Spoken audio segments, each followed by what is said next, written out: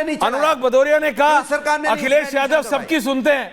मैं यही उम्मीद करता हूं अखिलेश यादव आपकी भी सुनेंगे, आपकी भी मन की सुन लेंगे जल्दी। लेकिन रत्नाकर त्रिपाठी, दीपक चौरसिया, रशीदी जी, आ रहा हूं। दीपक दादा आपने सुना, आ रहा हूं, लेकिन रत्नाकर त्रिपाठी के पास पहले जा रहा हूं क्योंकि कांग्रेस के राष्ट्रीय अध्यक्ष हैं मल्लिकार्जुन खड़गे जी। रत्नाकर जी और फिर दीपक दादा। त्रिपाठी जी। अशोक जी, पर उपदेश कुशल बहु तेरे, जो रशीदी जी को आप ज्ञान दे रहे थे, अजय लोग दे रहे थे ना, मैं नहीं दे रहा था, उन्होंने ज्ञान दिया रशीदी जी को। पूरी बात बीच में मत बोलिए। नहीं, पहले आप सुनिए, बीच में मत बोलिए। नहीं, आप स्टार्ट गलत ना, उन्होंने मेरे को बोला कि हमारे यहाँ कहावत है, तो मैंने कहा आपकी कहावत आप अजय लोग दोनों ही कहते हैं। अरे तो वो गलत बोलेंगे तो उनको भी बोलूंगा। हाँ बोलिए। नहीं, आप पहले बोलिए, मेरी बात सुनिए फिर बोलिए। मान्यता प्राप्त विपक्षी पार्टी के अध्यक्ष को ये अरे गहरे नत्थु खैरे बोल रहे हैं। मैंने तो नहीं कहा कि ये अरे गहरे नत्थु खैरे नरेंद्र मोदी, अमित शाह, नड्डा और योगी हैं।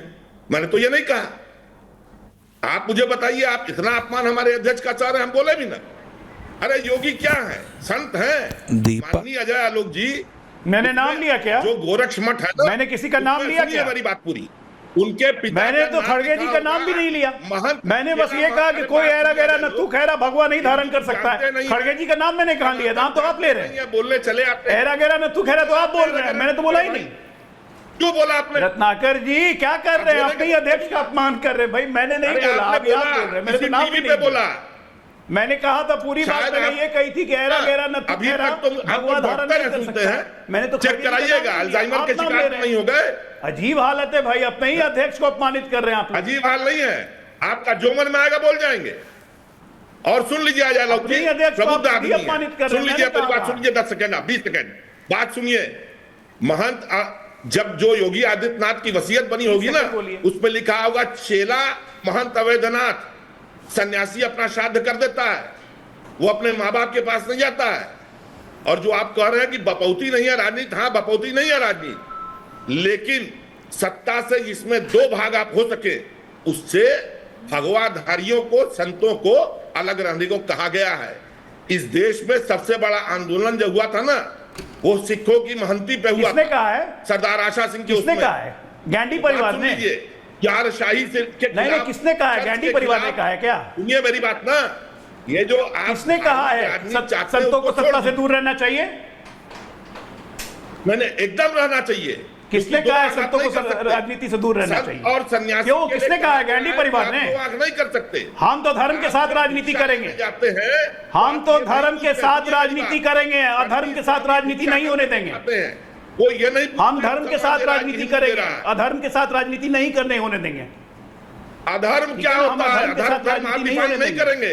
जब जाइएगा वोट लेना होगा, अब इमाम बुखारी का कॉल लेने जाइएगा, उनसे फतवा जारी करवाइएगा, तब उनको दूर नहीं रहना चाहिए राजनीति से, असंतों को दूर रहना चाहिए राजनीति से। मुल्लों को बुला के कॉल दिलवाइएगा, उलेमा बोर्ड से चिट्ठी लिखवाइएगा महाराष्ट्र में कि महाविकास आघाड़ी को वोट दो, तब मुल्लाओं को, मौलवियों को राजनीति से दूर नहीं रहना चाहिए, लेकिन संतों को राजनीति से दूर रहना चाहिए। ये देखिए इनकी मानसिकता, ये सामने आती है, इसी को कहते हैं नैरेटिव।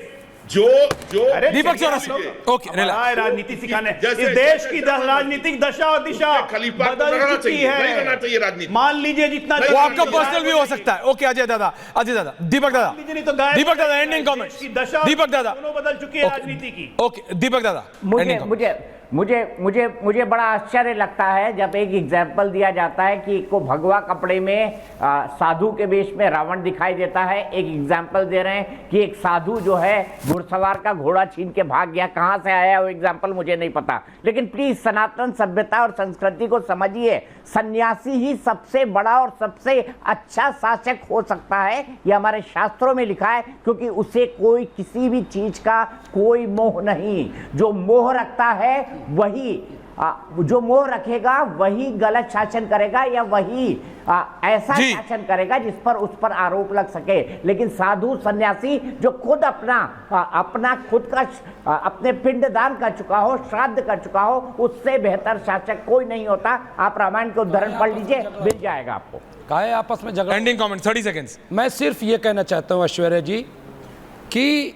आज बीजेपी को इतनी मिर्ची लग गई, अगर की जुड़ गया, लेकिन जब एक चुने हुए संसद को पार्लियामेंट के अंदर आतंकवादी कहा जाता है, एक चीज पूरे मुस्लिम कम्युनिटी को जब आतंकवादी कहा जाता है, पाकिस्तान गलत है, कहा जाता है, गलत है, और उन पे क्या क्या है, गद्दार कहा जाता गलत है। है। तो आज महसूस कर रही ना बीजेपी कि अगर उनको आतंकी उनमें से किसी को कह दिया तो कैसा बुरा लगता है। Understood. ये महसूस करे वो, Understood. और आइंदा न कहे ये। टाइम कम है। रशीदी जी 30 सेकंड, रशीदी जी 30 सेकंड्स। देखिए बात सुनिए, भगवे की बात हो रही Everyone है। honor. इन्हीं की एक एमपी है, चुनी हुई एमपी थी वो, अब तो नहीं है, जिन्होंने कहा था चाकू छुरी तेज रखो गला काटने के काम आएगा। भगवा पहनती हैं। स्वामी चिमयानंद भगवा पहनते थे, पहनते हैं। क्या हाल है उनका, क्या किया है उन्होंने? मैं यही कहता हूं कि भगवा चोले में ऐसी बातें नहीं होनी चाहिए। और योगी जी की आप बात कर रहे हैं, योगी जी सन्यासी नहीं है। अगर सन्यासी होते तो देश में नफरत की बात नहीं करते, हिंदू मुसलमान की लड़ाई की बात नहीं करते, देश को बांटने की बात नहीं करते, सिर्फ हिंदुओं को इकट्ठा करने की बात नहीं करते। कहते कि सारा देश मेरा है, सारा प्रदेश मेरा है, हिंदू भी मेरा है, मुसलमान भी मेरा है। ये कौन सी बात होगी कि मुसलमानों के घर पर बुलडोजर चलेगा? कितने मुसलमानों के घर पर उन्होंने बुलडोजर चलाया? जिन्होंने गलत किया उनके घर पर चलेगा। और मैं सिर्फ इतना बता रहा हूं अजय आलोक जी, समय कम है, कि राजा जनक भी सन्यासी शासक थे। तो ये जरा रशीदी जी और अनुराग भदौरिया जी से सोचिए। सिर्फ अनुराग भदौरिया, आपकी तो पूरे क्लोजेट में थानो थान खराब हो जाएंगे आपके, अगर ये भगवा की जगह दीपक दादा चल जाएंगे। किसी दिन नीला पहनते हैं, किसी दिन पीला, किसी दिन भगवा, किसी दिन हरा, आप फंस जाएंगे।